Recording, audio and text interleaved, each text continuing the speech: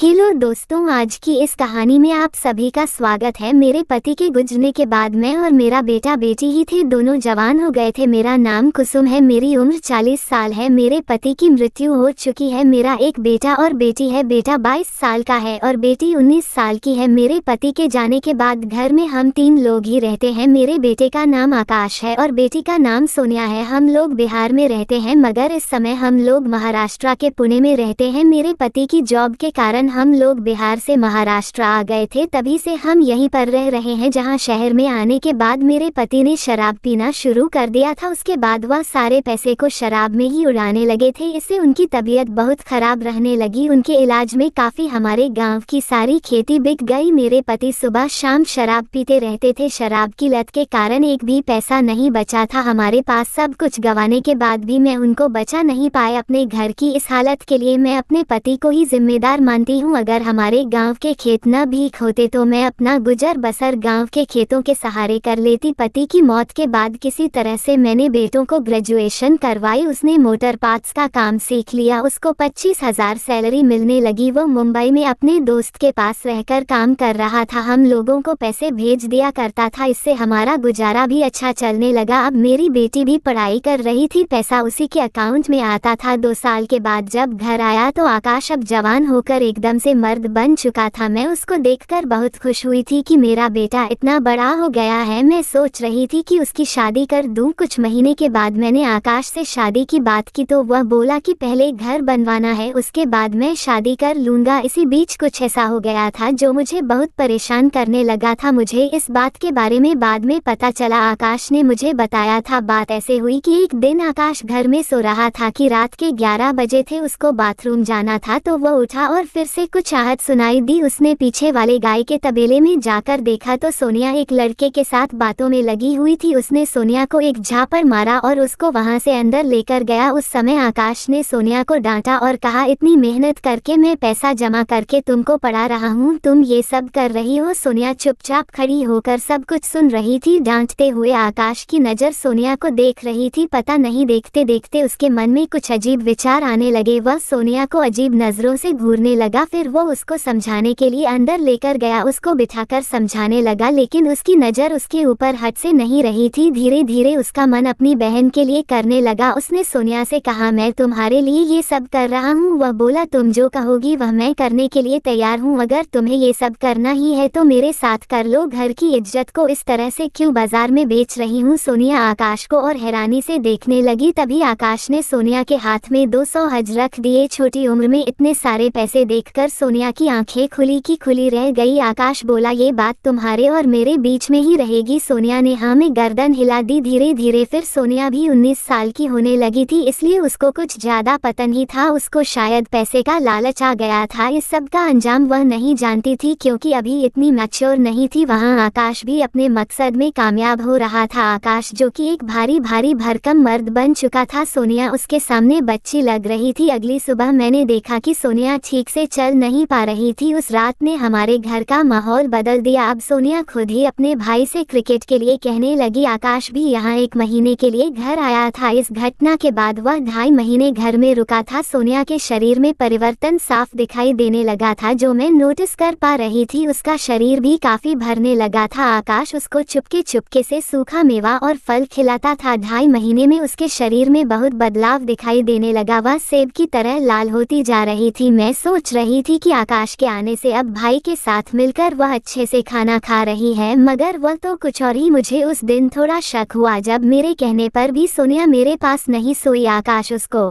किनारे वाले कमरे में सोने के लिए कहता था, वह भी उसी की बात मानती थी। मैं बाहर बरामदे में सोती थी, इसलिए भाई बहन के बारे में मुझे पहले पता नहीं लग पाया। छुट्टियां बीत जाने के बाद आकाश दोबारा पुणे चला गया, मगर काफी कुछ बदल गया था। उसने सोनिया को एक मोबाइल लेकर दिया। वह दिन भर फोन पर ही बातें करती रहती थी। मैंने सुनने की कोशिश की, लेकिन वह धीमे बात किया करती थी। मुझे पता ही नहीं लग पा रहा था कि वह किससे और क्या बात कर रही है। हो ना हो वह अपने भाई से ही बात करती होगी। उसके बाद आकाश और सोनिया दोनों ने मिलकर पुणे जाने का प्लान बना लिया। जब उन दोनों के साथ जाने की बात कही तो मैं बोली मैं यहाँ घर में अकेली कैसे रहूँगी, वैसे भी इसकी पढ़ाई लिखाई के दिन है जो अधूरी रह जाएगी। वह बोला माँ इसको केवल खाना बनाने के लिए साथ ले जाना चाहता हूँ, मुझे वहाँ जॉब करने में खाना बनाने में दिक्कत होती है, इसकी पढ़ाई यहीं पर चलती रहेगी और ट्यूशन वहाँ कर लेगी, यहाँ पर आकर एग्जाम दे दिया करेगी। जब मैं नहीं मानी तो आकाश ने कहा माँ तुम भी साथ चलो, कुछ दिन हम लोगों के साथ वहाँ पर रह लेना, उसके बाद फिर तुम चाहो तो आ जाना, नहीं तो वहीं पर रह लेना, अगर नहीं चाहो तो यहाँ घर पर वापस आ जाना। मैं उन दोनों की जिद के सामने मान गई। हम तीनों माँ बेटी पुणे चले गए। वहाँ पर जो घटना हुई वह भी शायद किसी के साथ नहीं हुई होगी। वहाँ पर जाने के बाद जिस घर में हम रहने वाले थे उसे एक कमरा नीचे था और उसके ऊपर सीमेंट का छप्पर था, साथ में ही लोहे की सीढ़ी लगी हुई थी, ऊपर में दूसरा वर्ग बना हुआ था, मगर वह ऐसा था कि वहाँ पर सीधे खड़े होकर नहीं चल पा सकते थे, उसकी ऊंचाई बहुत कम थी। मैंने वह घर देखकर कहा बेटा यहाँ तो नीचे एक ही कमरा है, हम तीनों इस छोटे से कमरे में कैसे सोएंगे। आकाश बोला माँ मैं ऊपर सो जाऊंगा और आप दोनों नीचे सो जाना, अगर आपको फिर भी कोई दिक्कत लगे तो सोनिया भी ऊपर आ जाएगी, आप आराम से सो जाना, टेंशन मत लो, यहाँ पर सब ऐसे ही सोते हैं। फिर हम लोग ऐसे में सोने लगे। 2-3 दिन तक हुए कि सोनिया कहने लगी कि उसको यहाँ पर नींद नहीं आती, नीचे गर्मी ज्यादा है, हम लोग ऊपर से सो जाते हैं। मैं बोली लेकिन ऊपर तो तुम्हारा भाई सो रहा है। वो बोली तो फिर भैया को नीचे बुला लेते हैं और हम सो जाते हैं। मैंने कहा अगर उसको यहाँ पर नींद नहीं आई तो वह अगले दिन ड्यूटी पर कैसे जाएगा। सोनिया बोली अच्छा ठीक है, मैं भैया के साथ सो जाती हूँ, आप यहीं पर सो जाओ। मैंने कहा लेकिन तुम दोनों वहाँ परेशान हो जाओगे। वह बोली नहीं माँ मैं एक तरफ कोने में सो जाऊंगी, मुझे जहाँ पर नींद नहीं आ रही। वह उठकर आकाश के कमरे में चली गई। फिर अगले दिन वह ऊपर ही चली गई। मुझे अभी तक कोई भी शक नहीं हुआ था कि इन दोनों के बीच में क्या चल रहा है। 7-8 दिन हो गए थे सोनिया को ऊपर सोते हुए। एक रात की बात है, मुझे पेट में दर्द होने लगा, ऐसा लगने लगा जैसे मुझे उल्टी आ जाएगी। फिर मेरे कपड़े खराब होने का डर था, मैंने सोचा कि ऊपर से कपड़े मंगवा लेती हूँ, मगर मैं बेटे की परेशान नहीं करना चाहती थी क्योंकि वह सुबह से शाम तक ड्यूटी करके आता था। मैं खुद ही ऊपर चली गई। मेरे सारे कपड़े बैग में रखे हुए थे क्योंकि नीचे जगह कम थी, नीचे किचन और बाथरूम था, इसलिए कपड़े के बैग सारे पर ही रख दिए थे। जब मैं सीढ़ियों से ऊपर जा रही थी तो वहाँ अंदर का नज़ारा देखकर मैं सन रह गई। मैं ये सब देखकर फ्रिज हो गई। मैंने वहाँ देखा कि वह दोनों एक दूसरे के साथ मस्त वाला क्रिकेट का खेल खेल रहे हैं। मुझे समझ में नहीं आ रहा था कि मैं क्या करूँ। अपनी ही आंखों के सामने जो नज़ारा था वह मेरी समझ के बाहर था। मैं अपने बेटा बेटी को आपस में इस तरह से देखकर हैरान थी। मैं वहीं खड़ी रही। फिर मैं कुछ संभली और चुपचाप नीचे आ गई। मेरे पेट का दर्द भी गायब हो गया था, परेशानी में मेरी आंखों में नींद भी गायब हो गई थी। अपने पति के बारे में सोचने लगी कि यदि वह आज होते तो मेरे घर में ये पाप ना होता। उसके बाद दोस्तों मैं बिना कुछ सोचे समझे 1 महीने के अंदर ही सोनिया की शादी कर डाली और आगे ये पाप होने से बचा लिया। तो दोस्तों वीडियो अच्छी लगी हो तो चैनल को सब्सक्राइब जरूर कर दे। मिलते हैं अगली वीडियो।